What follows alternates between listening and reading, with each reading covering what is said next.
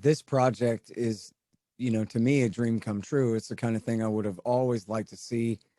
But of course, was in no position to do it myself because I'm not a veteran. Bill Clinton was commander in chief when I turned 18, man. That wasn't even a consideration. But so I've known a lot of anti-war veterans over the years, really this whole time. A lot of people knew better from very early on or even beforehand, and I've asked various guys over the years, listen, I don't know about resources. We'd have to figure something out, but what do you think of the idea of leading a Ron Paulian type, conservative and libertarian type anti-war group, veterans anti-war group? And, it's a difficult task. It's a huge task, and nobody was up to it. And then all of a sudden I found out that Dan McKnight up and did it. And this is exactly what we have needed this whole time.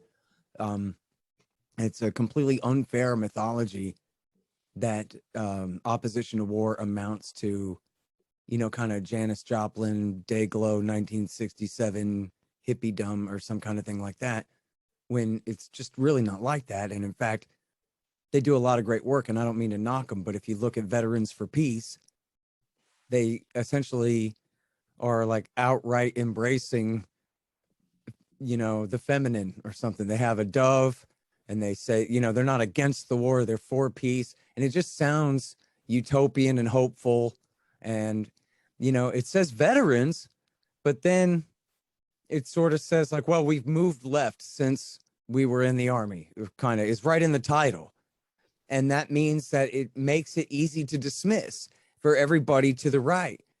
But in America, I think people presume that liberals aren't really very good on war. Certainly progressives and leftists are. And liberals aren't really pro-war, although they'll look the other way when Obama wants to have one or something like that, right? But the presumption is that among the American people, it's Republican voters who like kicking butt and who are the tough guys who will go and fight when there's bad guys to be fought. The liberals, they wouldn't be good in a fight anyway, this kind of thing.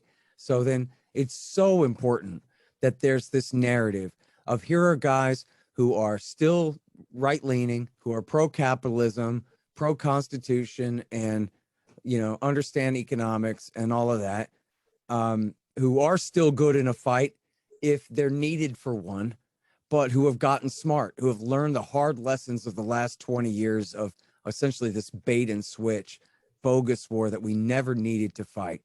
And they've learned the hard way. And then, so, you guys, they, are here to set an example for other people. And this was the brilliance of Dr. Paul when he ran in 2008, was he said, look, you don't have to believe in this stuff. It's not true. So you're off the hook. You don't have to move left. You could be a Texas conservative Republican like me and say, no way, this isn't right. And we're not for it anymore. And millions of people said, oh, thank God. Right? If you like your identity, you can keep it. I'm not asking you to move left. We're asking you to get smart and figure out what is the real situation around here. And after all, it was the 5-star general, commander of U.S. and all allied and UN forces in Europe, turned president, 2-term president, Republican president, General Dwight Eisenhower, who warned us about the military-industrial complex. It's very simple. It just means the arms manufacturers have a lot of money at stake, a huge conflict of interest in keeping America in a state of war.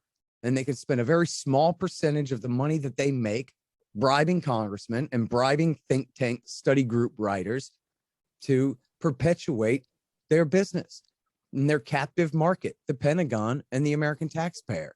And there never has been a reckoning in the days since Dwight David Eisenhower. He said, God help the next president who doesn't have the experience with the Army that I had. Well, he was the boss of the entire Army. He had been the commander of the entire American military. And it took everything he had to keep these guys under wraps at that time.